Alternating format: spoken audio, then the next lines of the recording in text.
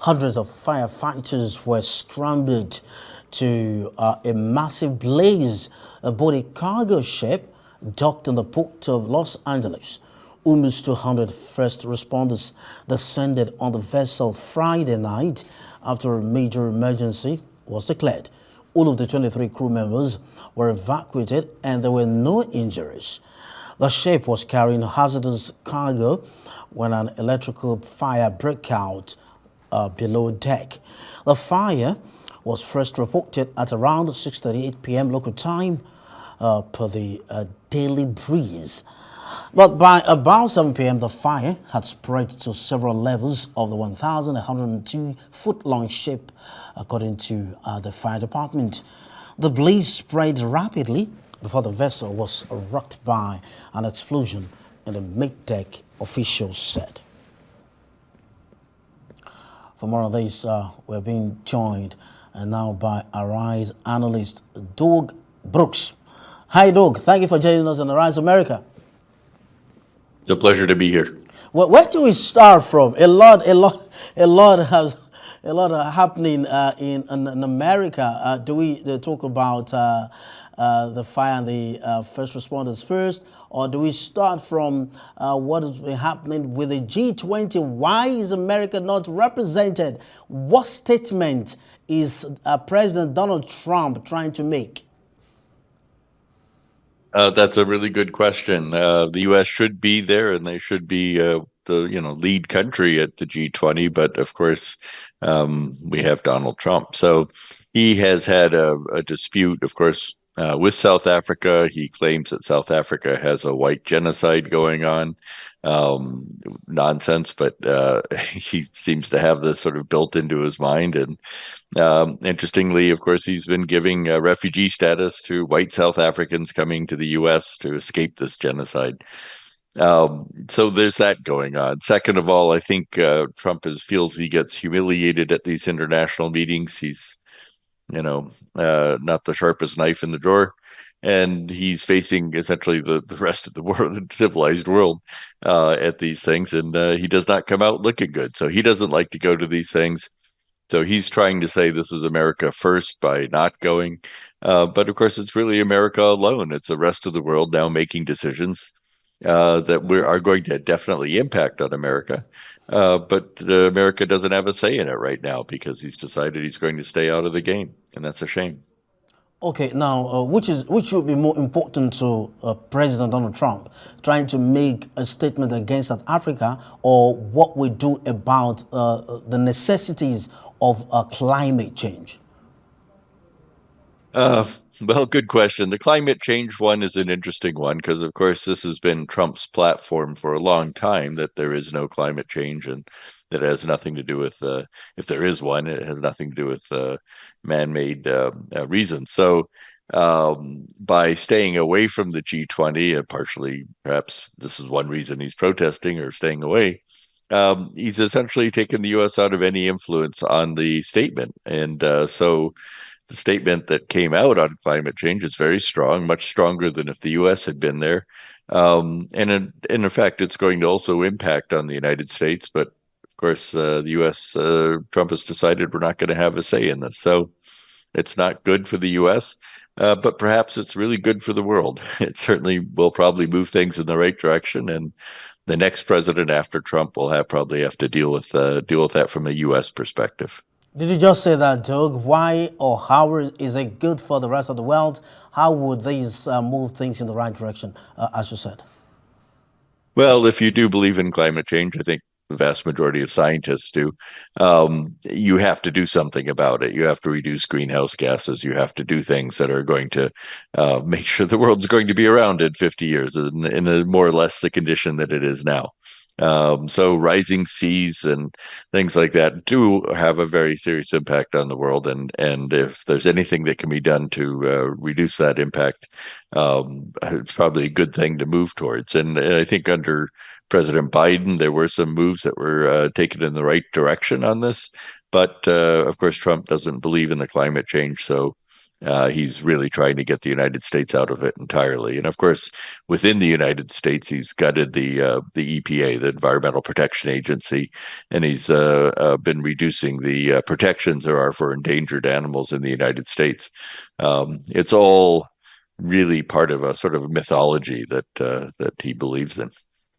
Doug, this will be the very first G20 summit held on the African continent. What does this mean for us in Africa? Well, it's good for Africa. I think Africa has been certainly becoming a bigger player in the world. It has a lot of not just industrial growth and yeah, essentially playing a larger role in the world affairs. So I think it's rather important that Africa is included, but also Africa also suffers from some of the most failed states or failing states, and so you have a refugee issue that does impact on the rest of the world. Um, Certainly in Europe, and there's been some backlash on the number of African refugees going there, or you could say migrants or economic migrants. But of course, this is going back to your earlier story about the Somalis. There's a lot of Somalis that have gone to the United States to escape their conflict or for economic reasons or whatever. It's actually been quite good for the United States from an economic perspective. But of course, a lot of those Somalis are there on a limited refugee status that Trump apparently has the ability to cancel. So that's going to put them at jeopardy and maybe force tens of thousands of people to go back to a country that's is suffering from conflict. I mean, Somalia is not doing that bad. They've actually got, I think, a handle on the conflict, but nevertheless, just throwing tens of thousands of refugees back into the country certainly isn't going to help things much. Well, they've adopted, the countries present at the G20 summit have adopted a declaration where part of the declaration is affirming the centrality of the UN Charter with respect to the peaceful resolution of conflict and avoiding the use of force and resolving the issues of dispute in the top conflict areas. So what do you say about this particular resolution? Well, that's a good one. I think they've had similar resolutions many times over the past 100 years or 200 years even, but they don't always seem to hold up. And I mean, you can see the ongoing conflict in Ukraine and Russia, between Ukraine and Russia, the one in Sudan. You have conflicts in Eastern Congo that continue, and so on. So yes, I think a peaceful resolution you have to have these sorts of principles that you're aiming for, even if you can't achieve them immediately. So I think this is a good thing. I don't know that the United States would have been against this one, but you never know with President Trump. Now, the declaration in part highlights in particular the four of the gravest, as I said earlier, conflicts in the world, talking about DRC, Sudan, Ukraine, and Palestine. So how do you see them managing these four countries between now and the next summit?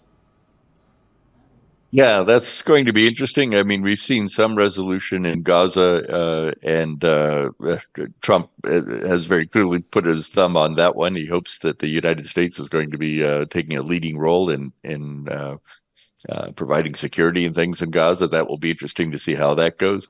On Russia and Ukraine, of course, we've seen this 28-point idea of how they're going to end that conflict. Now, Trump famously said he was going to end the Ukraine-Russia war on day one of his presidency in the second term here.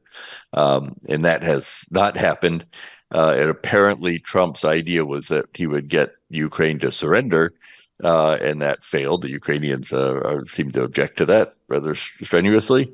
So this war has gone on. It's been painful for both countries, but Russia seems to have the slight upper hand in the sense that they're a much, much larger country and they're willing to take the casualties to carry this war on.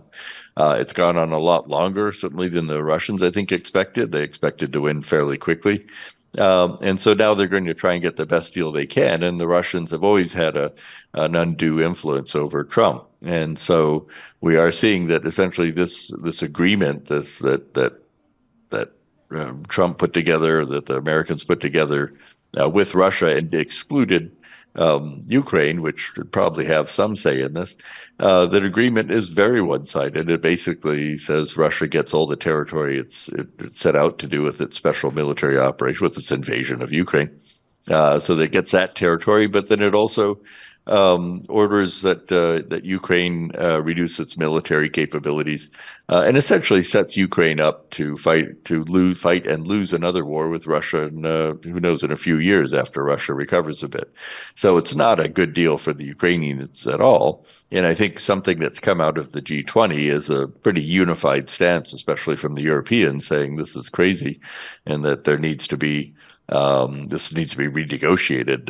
There may be a few points in there that can be built on, but the vast majority of this agreement that Trump has helped put together is really just a boilerplate from the Russians on what they would love to see. So that's not a very happy one. On Sudan, it gets a lot more complicated, of course, because you have several Middle Eastern Gulf states involved in that on both sides of that conflict. Obviously, some negotiations are desperately needed there. And I think within the Gulf states, you do have cooler heads. You do have the possibility of perhaps doing some of those negotiations. So I think each conflict has its own nuances, but the whole concept of coming to some peaceful agreements on these things is important. And I think it's good that most of the world is pushing for it, even if the U.S. is lagging behind a bit on this one. You see, Doug, you really made my day by mentioning how much Ukraine has had to give up or give in to Russia. Now, in achieving a resolution, how much longer can Ukraine really give in to Russia? Well, the Ukrainians are not keen to give up anything, and I think from a political perspective, Zelensky really cannot back down on the basic points that Russia has invaded and taken Ukrainian land, everything from the Crimea to the Donbass and so on. So for the Ukrainians, they're not prepared to surrender. They've lost tens of thousands of people and with hundreds of thousands maimed in this conflict, and to just sort of surrender to this kind of document is crazy. The Ukrainians have been fighting for their freedom. They have a much more democratic, much more free system than the Russians. And really, if it comes down to it, this war is going to continue as long as Vladimir Putin's still in charge of Russia. If he were to step down or be deposed or fall out a window or whatever, I think the war would probably end tomorrow. In fact, he's sort of a strong man who's made sure he has no successors himself. So if Putin were to disappear from the leadership, there's a good question about whether this Russian Empire will continue to exist, or whether all these republics that are part of Russia may start splitting off, and then things will get really chaotic because of all these nuclear weapons floating around Russia. So, or the Russian Empire, I guess you could say. So it could get very, very crazy. But right now, as long as Putin's around, Putin basically has to keep the war going, or has to have some sort of victory in Ukraine, or he is in danger of losing power. And if he loses power, it's good for Ukraine, but it may be really, really dangerous for the world. So let's very quickly, okay, before you, I want us to take a deep dive into the declaration at the G20 summit. But just before that, how do you see President Donald Trump sticking to the declaration, or playing by the declaration without being there? So Trump is going to, I think, do everything he can to play down the declaration and not support it. And that's unfortunate. But I think we have to keep in mind, Trump has other things on his plate right now. Of course, he was essentially forced to sign this bill that's going to release all the Epstein files that he's going to be a prominent member in, which is about pedophilia that's been going on, and is perhaps the one really single biggest issue that could undermine him with his closest followers, with the MAGAs, as they call them, the Make America Great people, who it's really something of a cult. They've been backing him up to the hilt since the beginning. But because of this pedophilia thing, which was a Trump issue when he was running for president, because he was saying it's only Democrats in there, because they've put so much faith in that, they're now finding out that Trump is really was very much involved with Jeffrey Epstein and so on. This is creating a huge political problem for Trump. And people are saying that some of these things that Trump is doing, whether it's, staying out of the G20, or whether it's attacking these boats in the Caribbean, or these putting National Guard in the U.S. cities. All these things are essentially Trump trying to distract people from this really, really important issue that essentially could damage him with his base, this base that has carried him for so many years. So, yes, I mean, the G20 is on his plate, and he'll probably say that the statements or the resolutions that come out of there are worthless. But for him, it's such a minor issue because his presidency is in crisis at this point. Okay, so part of the declaration is urging more help against the climate crisis and reduce debt burden for poor countries. All right, so now, reducing debt burden for poor countries. When you and I, Doug, know jolly well that when it comes to climate crisis, the developed countries are really the major culprits. So why are we talking about helping the poorer countries out of the situation? Yeah, no, that's a good question. So first of all, okay, just to be clear, the U.S. is probably not going to be party to this, and Trump has been very clear that he wants to move away from renewable energies and go on to stay on fossil fuels and so on, which is creating the problem for the developing countries as well. Now, the fact that the whole debt issue with these poor countries is a problem because you do want them to develop, especially if you want to reduce the number of refugees or number of migrants that are headed up to Europe and to the West, which are causing a lot of political problems there. The only way you can really address that is by stimulating development in these other countries, which is hard to do when they're in such facing such massive debt. So, yeah, this has to be addressed somehow. There are various ways that have been done successfully in the past. Certainly in the United States, most of the migrants used to come from Mexico, but the U.S. had a decades-long project of basically building up Mexico's economy to the point where the migrants coming into the U.S. are coming from other countries and not Mexico. Mexico's actually doing quite well economically, and a lot of that is because of free trade and the ability of U.S. companies to set up in Mexico as part of this free trade agreement. So something like that needs to be, I think, created on a more global scale. To allow people everywhere in the world essentially to be able to contribute to the economically and to be able to pay fair wages or for the kind of work they do. I think with the sort of the modern computer-based or internet-based economies, I think this may happen. So there is hope. Right, Doug. You know what? It's always gratifying to have you on Arise America. What's now left is for me to say a big thank you to you for joining us on the show. Thank you very much indeed. Anytime.